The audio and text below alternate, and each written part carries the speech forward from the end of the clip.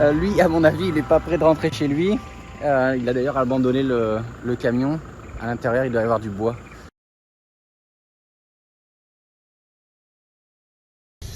Bonjour à tous, je suis dans la voiture de Calahuète, près du village de Lemo.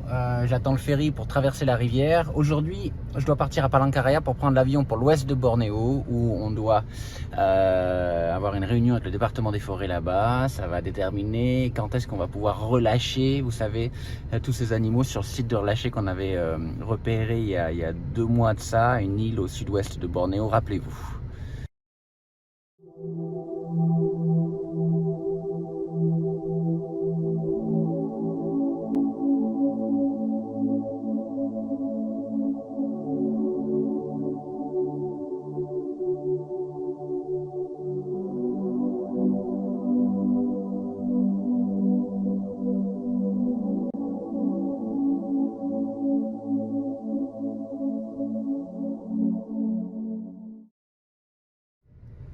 Et là, pour aller à Palangkaraya, on va passer par une piste. J'ai pas vraiment l'habitude de passer par là. Donc ça commence par le ferry pour traverser le fleuve. Et ensuite, environ 4h, 4h30, 2 pistes, compagnie de charbon, compagnie forestière. Et on va voir l'état de la route. On n'est jamais sûr d'arriver si on passe par là-bas.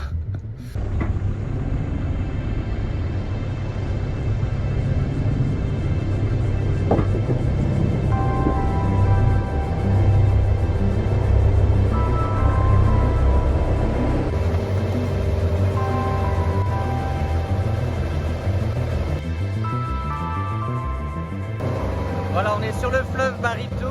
Calahuète, c'est à 10 minutes en speedboat d'ici, donc on passe régulièrement ici. Boutong, la réserve de Doulan est là-bas, environ 20 minutes. Donc là, on traverse le fleuve avec le ferry. Il y a un pont qui est en train d'être construit, donc d'ici 1 an et demi, je pense qu'on n'aura plus à passer par le ferry, on passera sur le pont. Et à partir du village de Lemo qui est là, on a donc environ 4h, 4h30 de route, dont 300 km de piste.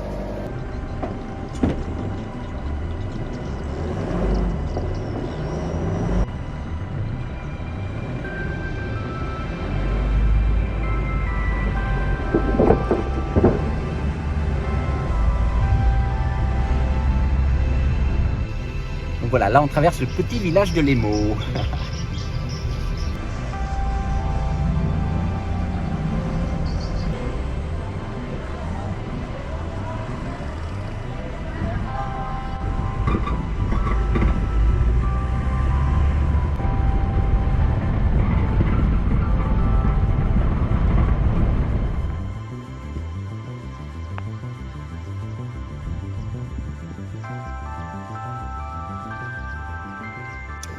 Alors derrière moi, vous avez une ancienne mine de charbon.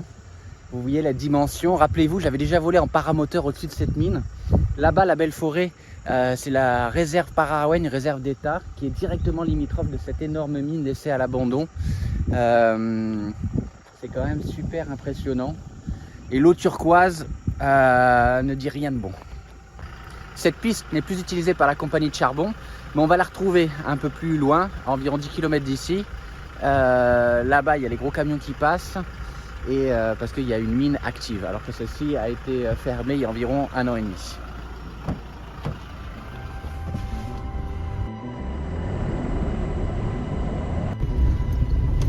Donc là, avant d'arriver à la piste de la compagnie de charbon, celle qui est active avec les camions, on traverse une compagnie d'huile de palme. Vous voyez les palmiers derrière moi. C'est la même compagnie qui arrive à la limite ouest de la réserve Doulan.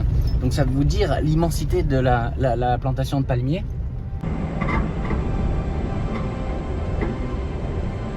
Donc là vous voyez la plantation de palmiers.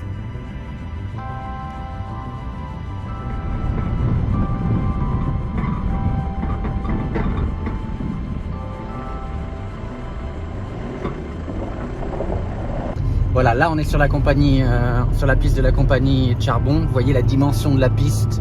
Il y a des énormes camions qui passent ici. Je ne sais pas si on va pouvoir en voir. C'est impressionnant. Il faut faire attention parce que comme il y a des petites montées, les camions arrivent très très vite pour pouvoir avoir la puissance d'arriver au sommet des petites collines.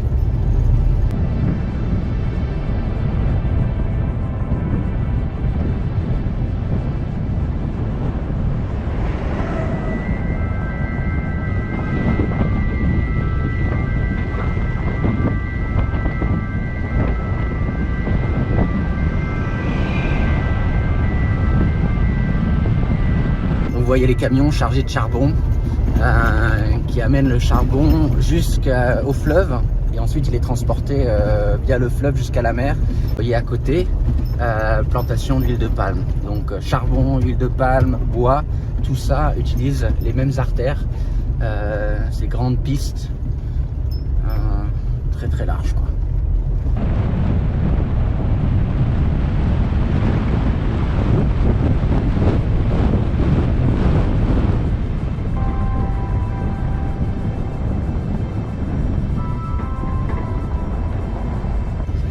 Donc là on a bifurqué pour prendre une piste forestière cette fois-ci qui vient juste d'être ouverte. Il n'y a pas encore un an que cette piste a été faite.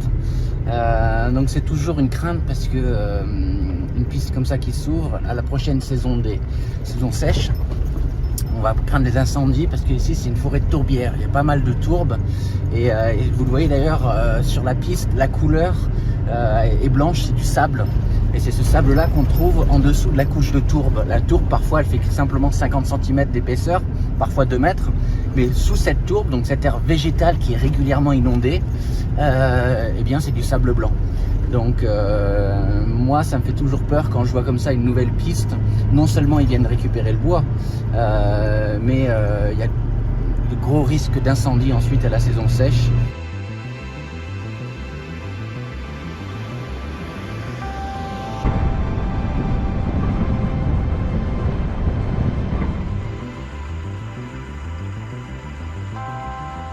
Lui, à mon avis, il n'est pas prêt de rentrer chez lui. Il a d'ailleurs abandonné le camion. À l'intérieur, il doit y avoir du bois recouvert des bâches. C'est du bois qui a déjà été débité. Et regardez la forêt qui est derrière. C'est une très belle forêt.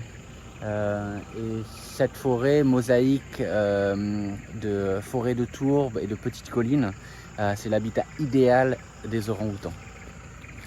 Il faut juste croiser les doigts qu'à la prochaine saison sèche, cette piste soit pas le départ de feu, quoi. Et je suis sûr qu'en regardant bien, on pourrait trouver des nids d'orang-outans près de la piste. Et c'est souvent ce qu'ils font, les orang-outans, quand ils se déplacent dans la forêt, qu'ils tombent sur une piste, une plantation, quelque chose qui a été fait par les humains. Il y a de l'incompréhension qui les envahit et souvent ils se rassurent, donc ils font un nid, voire ils passent la nuit le long de la piste ou au bord de la plantation. C'est très fréquent. On continue.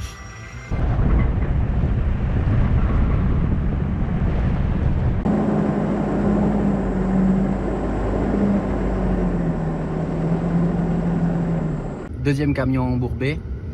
Et cette fois, il y a un autre camion devant, camion d'essence qui va essayer de tirer d'affaire celui qui est embourbé. On va voir ça.